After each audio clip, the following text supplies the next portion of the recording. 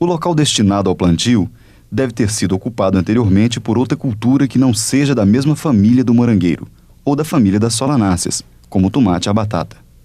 Recomenda-se que uma mesma área seja ocupada com a cultura do morango por no máximo 2 anos seguidos, e em seguida é interessante que seja ocupada por outras culturas nos 4 anos seguintes.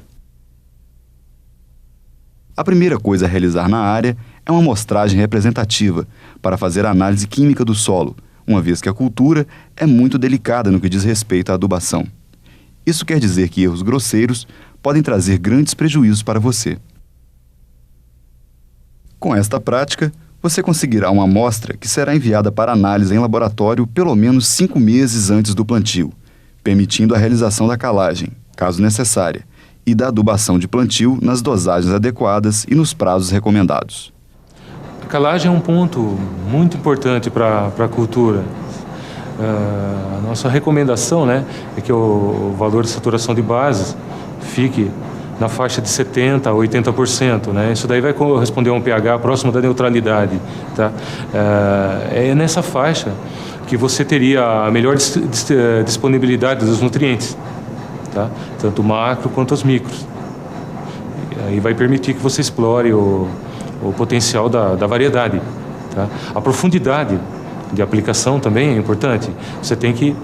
É importante que a calagem vá até 30 centímetros, que é a altura profundidade do canteiro.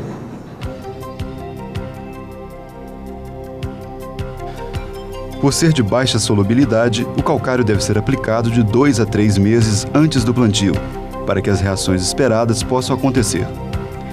Ele será uniformemente distribuído sobre a superfície do solo e incorporado em 2 etapas através da aração.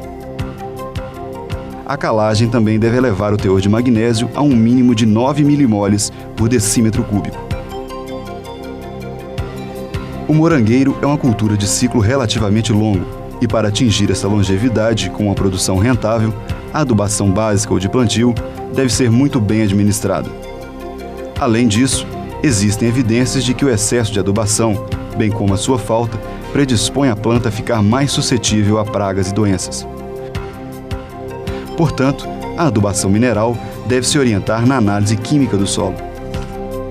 Com base nesta análise e consultando as tabelas do manual, você será capaz de definir as dosagens mais adequadas para a sua propriedade. Segundo os técnicos do IAC, esta adubação deve acontecer de 25 a 30 dias antes do transplante das mudas e fornecerá 40 kg de nitrogênio, todo o fósforo, sendo a metade numa fórmula mais solúvel de fácil acesso pela planta e a outra metade numa fórmula de ação mais prolongada, como os termofosfatos. Além destes, será fornecido parte do potássio inicial, na forma de sulfato de potássio, e também o adubo orgânico.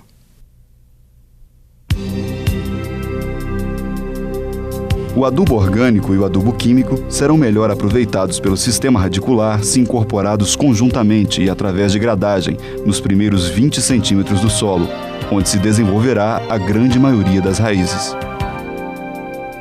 A adubação orgânica é fundamental na cultura do morangueiro, principalmente porque é capaz de melhorar as características físicas e biológicas do solo, aumentando a disponibilidade de água e diminuindo a perda de nutrientes, resultando numa melhor qualidade dos frutos e em aumento da produção.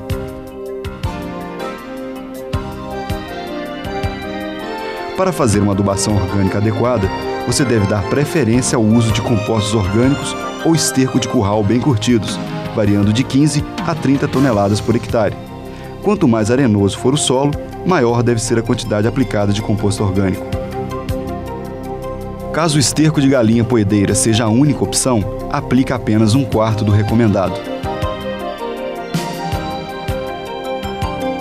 Os canteiros devem ser levantados mecanicamente com a rotoencanteiradora ou manualmente, o que ocorre geralmente após a adubação. Eles devem apresentar as seguintes dimensões: de 1 metro a 1,20 m de largura por 30 centímetros de altura. O canteiro pode vir a ter até 50 centímetros de altura, caso o solo seja muito pesado. Os canteiros devem ser construídos em nível, com altura variável em função da drenagem do terreno. é importante que você dimensione canais para o escoamento da água de chuva e eventuais excessos de irrigação.